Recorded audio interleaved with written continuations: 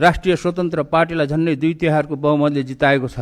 राम्रो काममा मेरो पनि सम्पूर्ण साथ हुनेछ। तर नेपालीहरूले अपेक्षा गरे अनुसार भ्रष्टाचारीहरू, घुसखोरीहरू, लोभी पापी दलालीहरूको समाजमा गाडिएको ज्वरो उखेल्नको लागि हाम्रो समाजमा भएको नातावाद, कृपावाद, चाकरीवाद, चापुलिसवाद जस्ता कुसंस्कारका दलदलमाबाट एकदमै टाढा रहनुहोस्। यदि पहिलेकै राजनीतिक दलहरूले जस्तै गरेर स्वतन्त्र पार्टी पनि नेपाली समाजको ती कुसंस्कारहरूमा फस्यो भने भाद्र 23-24 गतेको जेनजी आन्दोलन पनि कालान्तरमा असफल हुनेछ। ल, धन्यवाद छ। अनि राष्ट्रिय स्वतन्त्र पार्टीका सम्पूर्ण युवा भाइ बहिनीहरूलाई नेपालको इतिहासबाट एउटा अत्यन्तै महत्त्वपूर्ण पाठ सिक्नुहोस् भन्ने अनुरोध गर्न चाहन्छु। विश्वविद्यालयमा लेक्चरर, उपप्राध्यापक, सहप्राध्यापक र प्राध्यापकहरूको नियुक्तिमा भएको चरम राजनीतिकरणलाई हटाउन र योग्य व्यक्तिहरूलाई नियुक्त गर्न हाल प्रत्येक विश्वविद्यालयमा भएका 18वटा विश्वविद्यालय सेवा आयोगहरूलाई खारिज गरी लोकसेवा आयोग जस्तै एउटा मात्र सेवा आयोग गठन गर्ने भन्ने विधेयक थियो। तेस्रो अध्यादेश अर्थतन्त्र विकास गरेर नेपाललाई कागजमा मात्र होइन कि आर्थिक रूपमा नै एउटा समृद्धिशाली देश बनाउन र युवाहरूलाई स्वदेशमा नै रोजगारी सिर्जना गर्नको लागि विज्ञान, प्रविधि, व्यावहारिक अनुसन्धान र नवप्रवर्धनलाई उच्च प्राथमिकता दिने र प्रतिभाशाली र सृजनशील युवाहरूलाई देशमा नै राखेर उनीहरूको प्रतिभालाई उजागर गर्ने मौका दिनको लागि प्रधानमन्त्रीको नेतृत्वमा एउटा विज्ञान, प्रविधि, अनुसन्धान तथा नवप्रवर्धन कोषको निर्माण र सञ्चालन गर्ने भन्ने विधेयक थियो। यो विधेयकको बारेमा मैले विगत 20 वर्षमा बनेका धेरै सरकारहरूलाई गरेको विनम्र अनुरोध भालुलाई पुराण सुनाएको जस्तो भएको थियो। अहिलेको सरकारले पक्कै पनि यो कुरा सुन्छ होला भन्ने विश्वास छ। यो सारा नेपालीको अनुरोध हो, मेरो मात्र अनुरोध होइन। 4.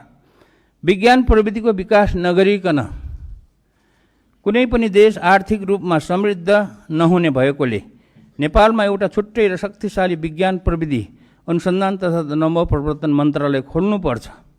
त्यसलाई चलाउन सक्षम विज्ञहरू राख्नुपर्छ भन्ने मेरो भनाइ एउटा कानले सुनेर अर्को कानले नउडाइयोस् भन्ने मेरो विनम्र अनुरोध छ। यो कुरा म आफू नै शिक्षा तथा विज्ञान मन्त्री हुँदा जोडतोडले उठाएको थिएँ, तर त्यति बेला सफल हुन सकिएन। 5. विद्यालय शिक्षा सञ्चालनको जिम्मा स्थानीय सरकारलाई दिएको हुनाले विद्यालय शिक्षामा धेरै विकृतिहरू जन्मेका रहेछन्। यो कुरालाई ध्यानमा राखेर शिक्षा नियमावलीमा धेरै नै सुधार गर्नुपर्ने छ र सो कुरा मैले प्रयास गरेको हो, तर भएन। जस्तै उदाहरणको लागि विद्यालय व्यवस्थापन समितिको गठनमा राजनैतिक हस्तक्षेप हटाउने, योग्य प्रधानाध्यापकको नियुक्ति गर्ने, शिक्षकहरूको सरुवामा राजनीतिक प्रभाव हटाउने र दरबन्दी, शिक्षकहरूको दरबन्दी बढाउने जस्ता। ल, म सकिहालेँ, यति समापन गर्नुहोस्। म 1 मिनट दिनुहोस्। र 6 नम्बरमा यो सिटिभिटीलाई पुनर्संरचना गरी त्यहाँबाट पनि राजनीतिकरण नहटाएसम्म र नयाँ सिस्टम नबसालेसम्म त्यहाँबाट विद्यार्थीहरूले सिपमूलक प्राविधिक शिक्षा प्राप्त गर्न नसक्ने कुरा प्रष्ट पार्न चाहन्छु। अहिले त्यहाँ अधिकांश सैद्धान्तिक पढाइ मात्र हुने गरेको छ। त्यसको लागि मैले शिक्षा मन्त्रीको रूपमा चालेको कदमहरू पुरा भएनन्।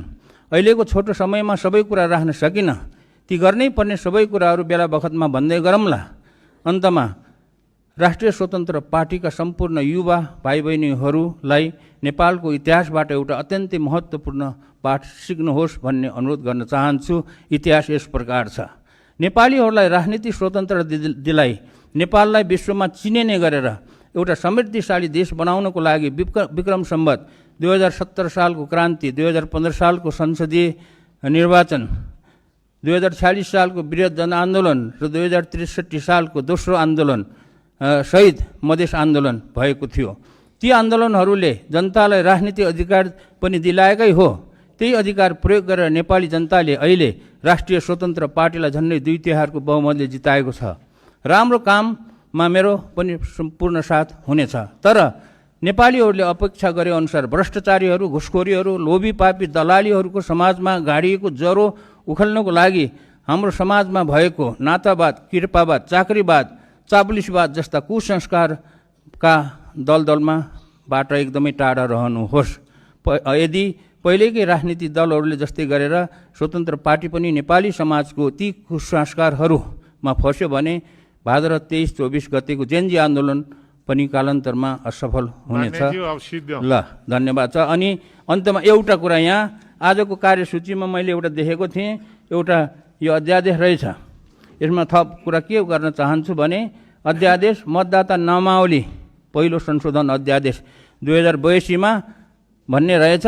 त्यसमा चाहिँ म के भन्न चाहन्छु भने अब आउने 2084 को प्रदेश र स्थानीय सरकारको चुनावमा विदेशमा काम गर्ने सम्पूर्ण वैधानिक नेपाली नागरिकहरूले पनि भोट दिन पाउने व्यवस्था होस् भन्ने कुराको अनुरोध गर्न चाहन्छु। किनभने यो कुरा मैले गत फागुन 21 गतेको चुनावमा पनि व्यवस्था होस् भनेर म आफू मन्त्री हुँदा पनि पटक पटक प्रयास गरेको हो, त्यो हुन सकेन।